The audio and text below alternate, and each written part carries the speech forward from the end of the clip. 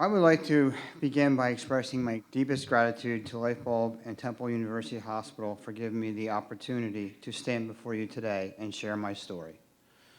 My journey through kidney disease, dialysis, and ultimately the miracle of transplantation.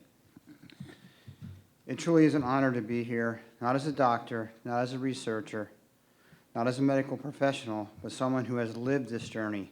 I'm here as a patient, a husband, and a father, whose life was forever changed by the generosity of others and the excellence of modern medicine. My story begins back in 2005 when a routine physical showed a small amount of protein in my urine. It didn't seem like much at first, something that might just clear up on its own.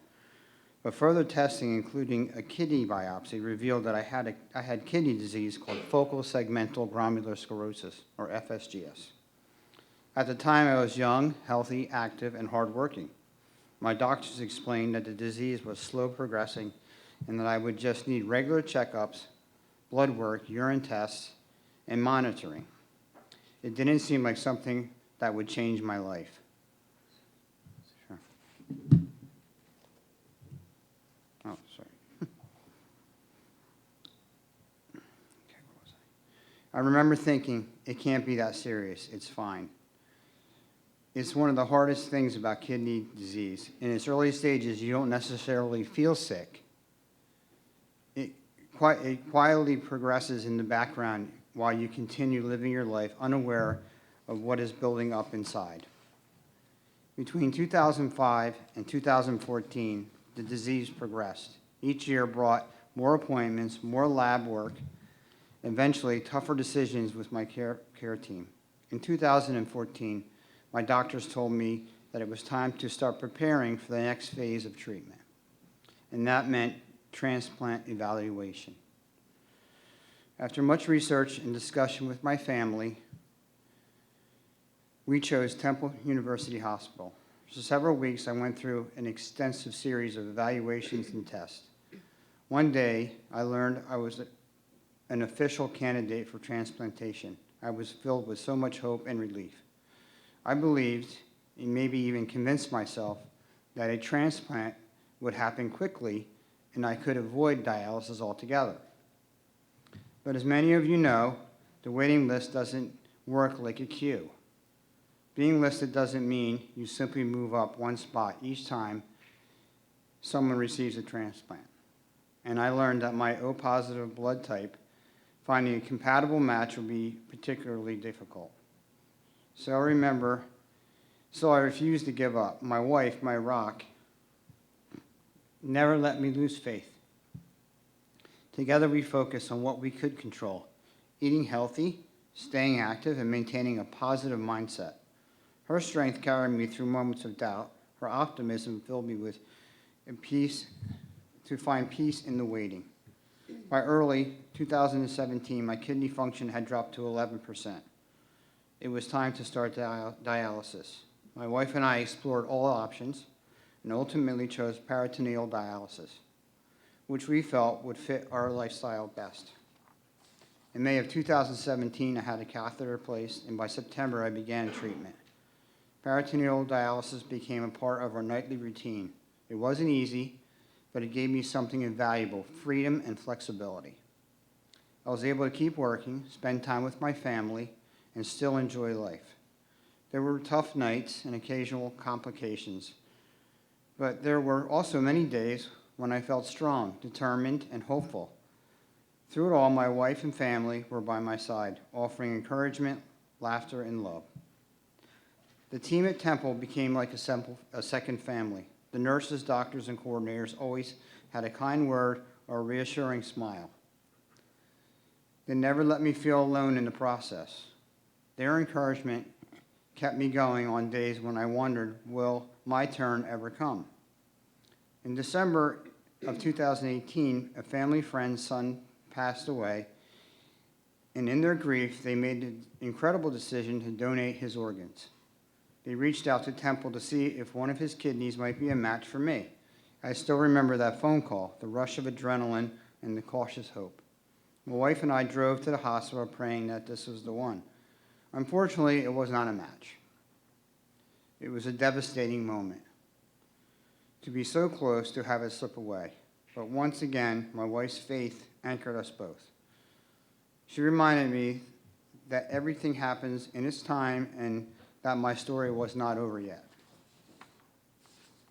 Then came July 11, 2019, a date I will never forget.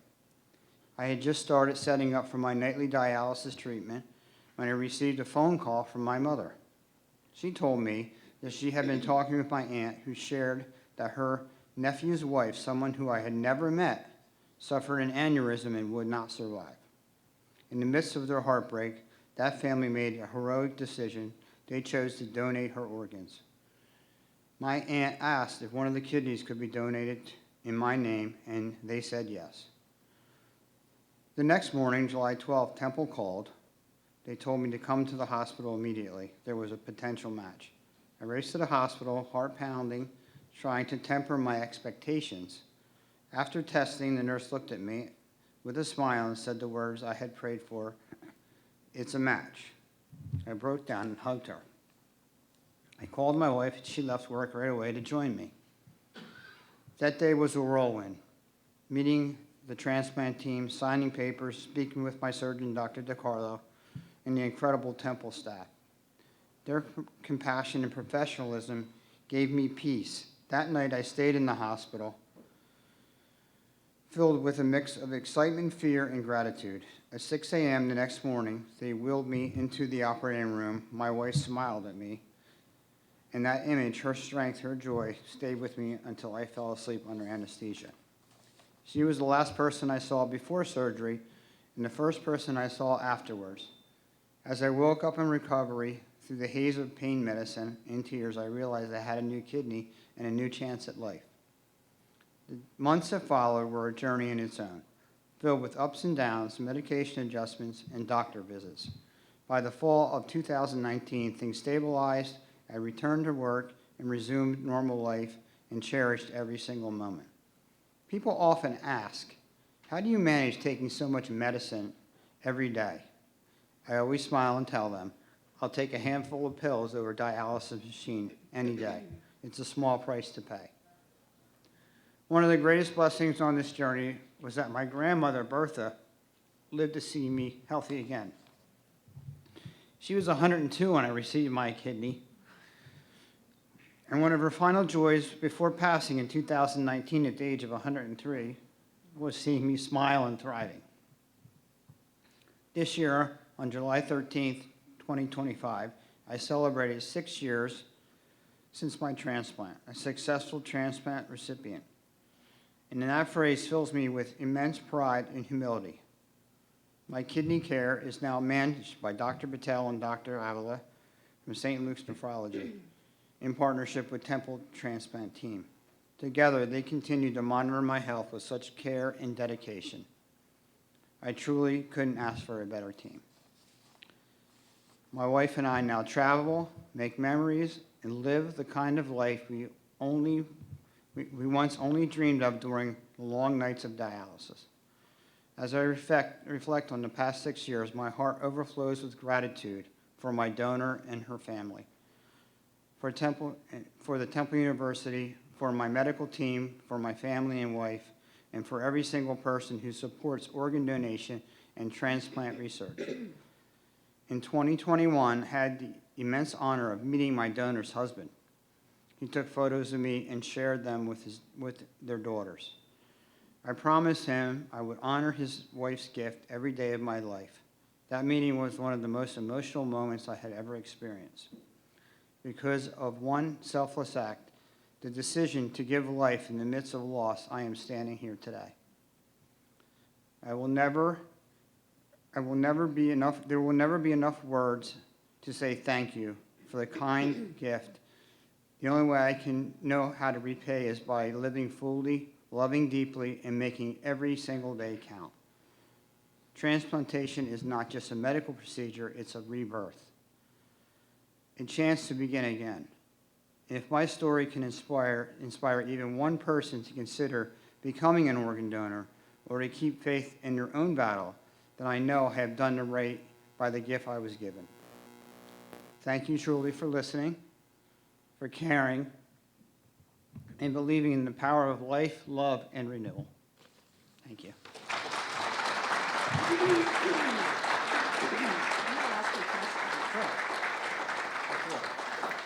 Can I take this off? Is this okay? So I'm going to pass it down. It's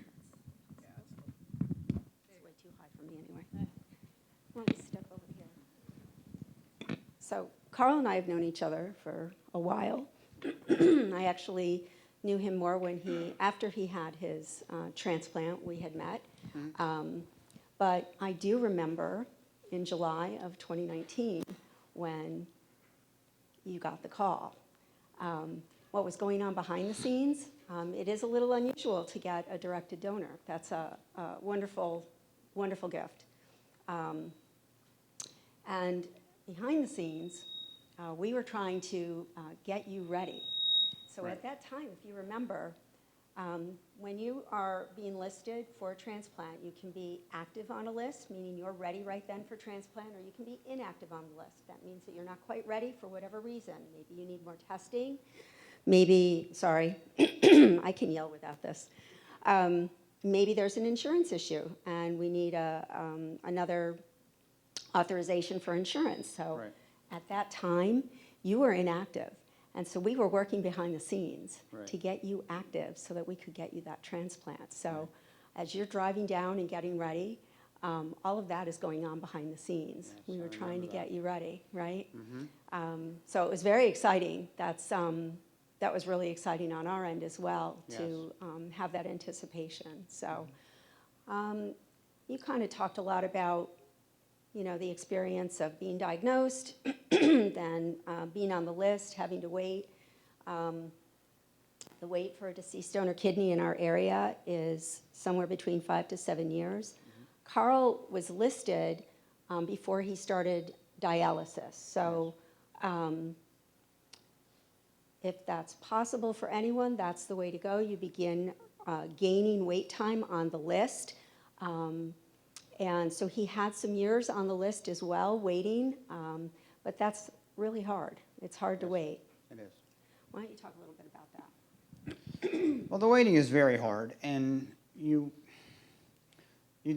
sometimes can lose hope or, darker days, and thankfully I had a person in my life that was there to encourage me. And, but, you never know when it's going to happen, and you have to just make sure your phone's on all the time and make sure you're ready, and, things like that. It can be very frustrating, but at the same time, it's a very exciting journey. Yeah. Yes. So we do tell you when you're waiting. I always explain it as if when you're waiting for a call for a deceased donor kidney, it's kind of like going into labor. You can get a call at any time. You don't know when you're going to get the call. You need to be ready. And when I teach class, I tell patients, make a plan for your pets, make a plan for your children, Right. because when we call you, we need you to come to the hospital. And it's unreal. It's almost an unreal feeling. And for me, one of the best experiences, calling someone in to come in for a kidney transplant. It's amazing. It's an amazing phone call. So all of that's going on. You had your surgery. Do you remember when the nurses come up and see you you were in the SICU, in the surgical ICU, and the nurses come up and they start talking to you about your new life Yes. and what it means to be a transplant recipient? Do you remember that? I do remember that. It's kind of foggy, but I do remember that, and it's quite overwhelming when it does happen, and it's such a wonderful feeling to know that there's so many people working just for you and just to try and make this whole thing happen, and it's so emotional for me because it's just it really gave me a new life. It really did. And kidney transplantation is, if there's someone who's thinking that they don't want to make that next step, just make the next step.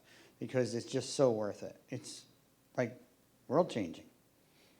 Yeah, we just spent 10 days in France, and yeah, I have to take pills and stuff every day, but we had a fantastic time. I feel great. I'm active. I have lots of energy, and it's made all the difference in the world for me. And it's interesting because I remember at Temple, I actually felt like after the operation, I was just like, I felt beat up, but at the same time, very thankful and grateful for everything. And you guys were fantastic. So, when we talk to patients before the transplant about kind of what to expect, it's surreal. It doesn't really make sense. And then, yeah, we begin talking to you about your new life when you're in the surgical ICU. You're still very groggy. You're out of it. You're having some pain. And the nurses show up with an enormous pill box. Yes. And a huge bag full of pills. And we say, okay, here's your new life. How did that feel when we did that? Do you remember that? I do remember that. And that was overwhelming in itself, just looking at the amount of pills I was going to have to take. And it's interesting because I still have that bag. I still keep my pills in that bag. And actually, a few years ago, the strap broke, and I asked my wife, can you sew this? This is really important. I keep this bag. I actually still have the pill case, the same pill case. But it is daunting at first, the amount of pills that you take and the amount of, like even just keeping everything organized. Mm-hmm. But now it's like automatic, boom, boom, boom. But, like when you guys all came up, there was so much information all at once. And there was a time when I had to go for an infusion just after transplant, and a young man came in. It was Alex.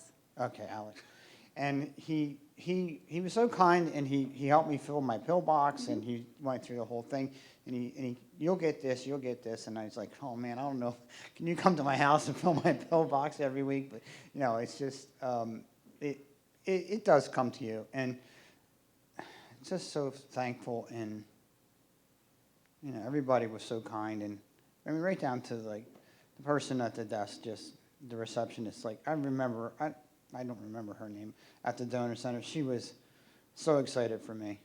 Yeah, I think we all share in that. Yeah. Absolutely, it's an event for all of us. Yeah, and I said it. It was like the whole transplant center was buzzing around, and I was like, wow, there's a lot of activity going on here.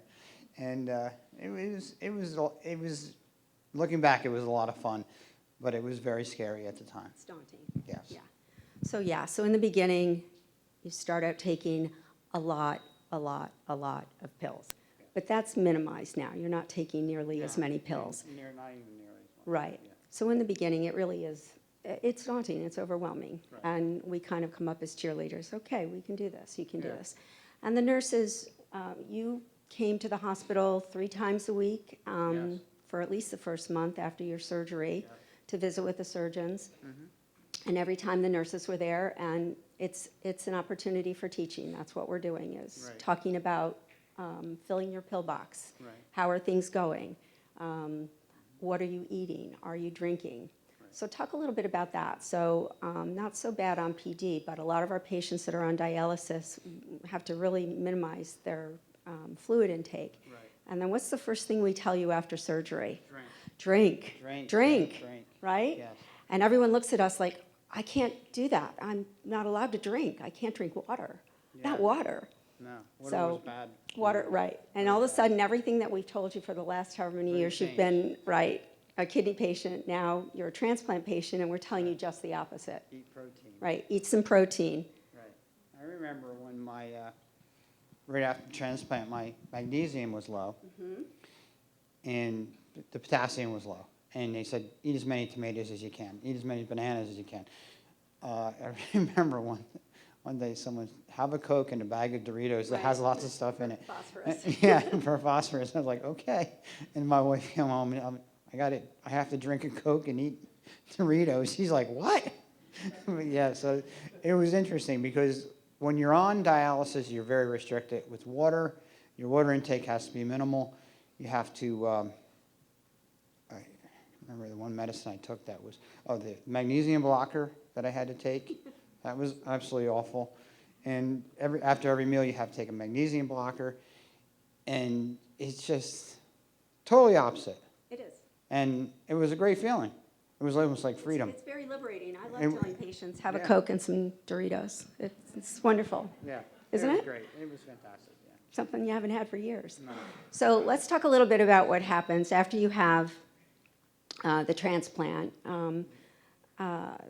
The kidney is foreign to your body, and so your body naturally wants to reject that kidney transplant. Right. So you are taking immunosuppression or anti-rejection medicine, and you'll take that for life. And there are also, in the beginning, a lot of things that we ask you to be very careful about. Do you remember all that? When we came in and said, welcome to your new life, and we were wearing masks, and Yeah, I had to stay away from anybody that was sick, anybody that even had a cold. I couldn't be around. I honestly, I was so, and my wife was so fearful that I would catch a cold or even, catch anything. And it was just like an interesting time, because then what happened the following year was, COVID hit. right. And then it was really like, and I at the time I worked in a school. Yeah. So I was, That's right. I was a buildings and grounds supervisor, and I was around all these, young people and teachers, but during the shutdown, it worked out fine because no one was in school. Right. And I would go to work, and I would be like the only person in the entire building. So that worked out. But, you have to be very careful. And luckily for me, I have had COVID a few times, but I haven't really caught like the flu or cold. I've had a few colds, but really not much in the way of being sick afterwards. I've been, and I, anytime that someone's around, my wife is like, don't go near that person. That person's sick. And, I just tried my very best to stay as healthy as possible. I go to the gym a few days a week. We really watch what we eat. And, my wife's a great cook, and she makes all kinds of cool stuff. So it's really great. I think Karen talked about this, that this is a lifestyle change. So when we talk with patients before transplant, when you're going through the evaluation phase and we're educating you, I think sometimes patients think, I'll get my transplant, I'll go back to the way I was, and life will be great. And Right. It's not that way. No. It is a life change. And Not at all. we tell patients, this is your new job, keeping your kidney and staying healthy. And that means lifestyle changes. The way you eat, the way you exercise, everything is a little different. And honestly, everything that I do and everything that we do, in the back of my mind or in the front of my mind, is always my kidney health. Mm-hmm. I constantly worry about everything that I eat or anything that I drink, because I'm worried about my kidney. I want my kidney to last a long time. I want it to last longer than I do. My kidney is actually 22 years younger than me, so. But, It's a good thing. yeah, and I mean, it is a lifestyle change, but it's a good lifestyle change, and it's better for everything. I mean, not just your kidney health, but your overall health as well. And I just, and it was hard, not to do some of the things that I did before I was sick. But the interesting thing about kidney disease is you could be at 25% kidney function and not even realize it. And people are walking around with kidney disease, they have no idea they have it. Because I never really felt sick before I even was diagnosed. I never felt sick at all. And it was a shock to me. And it was a long time ago, but I was only in my late 30s. And it was just like, wow, it's just not going to affect me. It's not going to affect me. And I always like optimistic that I would get a kidney before I would need dialysis, but that didn't work out. But so. Right. Well, because the wait is very long, so I'll put in a little dig for living donation while we're talking as well. If anyone out there is needing a kidney, living donation is the way to go. It's a much shorter wait. Waiting for a kidney for a very long time is devastating. One thing that we always tell patients when we're talking with them about transplant is waiting for that call. Live your life. Live your life while you wait, which is really what you did. And one of the things, that was one of the reasons that we chose peritoneal dialysis, is because I was able to continue working. I was able to have a life during the day. Mm-hmm. Yeah, I mean, 7 o'clock at night, you had to go and start your treatment. But, from 7 in the morning till 7 at night, my life was mine. Mm-hmm. And I had a few friends that were on dialysis, and they went to the center, mm-hmm. and I saw what they went through after their treatment, and I just didn't want to have my whole day or 2 days afterwards completely wrecked because you're so tired. Mm-hmm. Ideally, I recommend peritoneal dialysis. I know it probably won't fit for everyone, but it worked for us, and it was a great choice, yes. So right after you had the transplant, we tell you a couple more things that you can't do because we're trying to protect you. Yeah. You remember going for your infusions. That was an infusion to really immunosuppress you, so that you're not going to reject that kidney. So we tell you a whole bunch of things that we don't want you to do. Some of these, I think, make patients happy. I tell them they can't cut the grass, and they can't take out you can't empty the kitty litter, and Don't do gardening. no gardening, and you can't work in the basement if it's musty and down there. So I always think that's good news when I tell some patients that. But there are a lot of restrictions in the beginning, but not as you go through. Things lighten up a little bit. How about your diet? Do you remember some of the restrictions we told you about in the beginning? I don't really. You might not have eaten some of them, but no sushi. Cook your meat thoroughly. Yes. No cold cuts. Not really, no leftovers. So again, anything that potentially could contain any kind of bacteria or anything that could create an issue. And again, some of that lightens up as you go along, but there are still things that you need to be careful about. Just like you said, your job now is to protect that kidney and keep yourself healthy. So when you were on a lot of medication in the beginning, do you remember, did you have a lot of side effects from those medications? Do you remember? I don't really remember if I had a lot of side effects. I know eventually I had some side effects, and I got some skin cancer from some of the my fortic acid, I think it was called. But I still take that, but I have, I take half a dosage now. I had a few spots, and they're trying to monitor me to see if it's going away. But overall, I didn't really have any adverse effects from the medication. It was just a lot to take, mm-hmm. and I understood it, and I obviously accepted everything that I was a good patient. I tried to listen to my doctors as much as possible. You were a good patient. Yeah.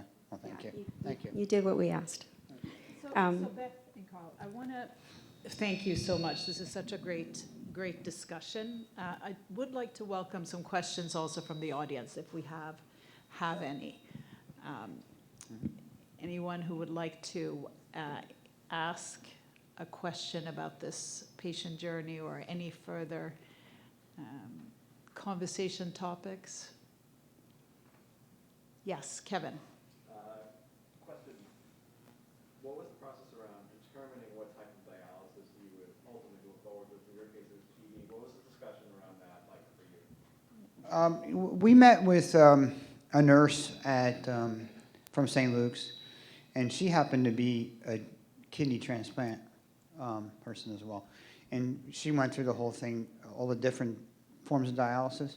And when we talked about it, between my wife and I, we talked about it, and it just seemed like, for us, it worked out, the peritoneal dialysis, because of that it could still work. I could still be active during the day and things like that. it just what worked for us. And everybody's different, everybody has their own personal choice, but for me and for us, and for our lifestyle, it worked out very well. Anyone else? Dawn? I think I can speak loud enough. Hi, Carl. I just want to ask you, what personally was the toughest part of recovery for you? The toughest part of the recovery, I believe, was,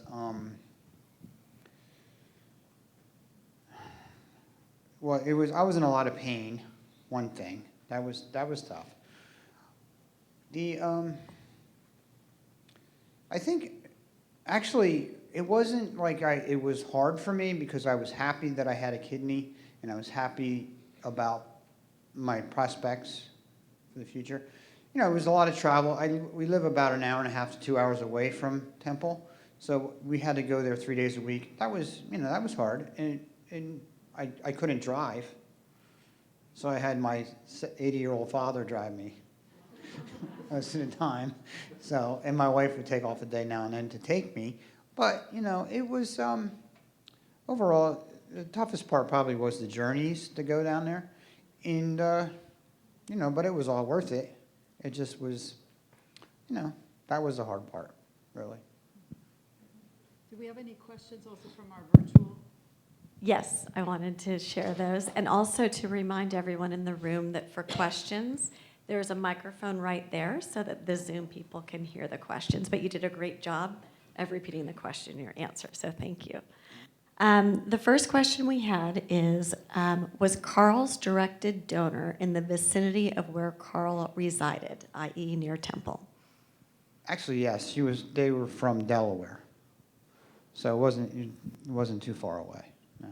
Great, thank you. And next, what infusion treatments did Carl get, and were they after he received his transplant? After my transplant, I never had any infusions before transplant, but I had. Do you know what they were? I'm not sure. Yeah, So he was on thymoglobulin, so he received that after transplant. That's where you go in a couple of times after the transplant. We give you a dose in the operating room, and then it's based on your weight. We give you doses. Usually it's a couple of days after the transplant that you receive that. So, and after that, then you go on the immunosuppression medication. I think you're taking Varsis, among other things. I had a few infusions of potassium. Right. So sometimes, ironically, yes. So Carl was saying that he needed potassium, and sometimes you need phosphorus. It's just the opposite of what happens when you're a dialysis patient. Those are the things you're fighting against. Right. And then once you get your kidney that works beautifully, now you have no potassium, and you have no magnesium, and you have no phosphorus. So that's why we're encouraging you to eat certain foods that are rich in those things, and sometimes you do need an infusion. Last question. Well, this is the comment. Thank you, Carl, for sharing your story. Many people wrote, and specifically, your stepdaughters love you, Carl. Thank you.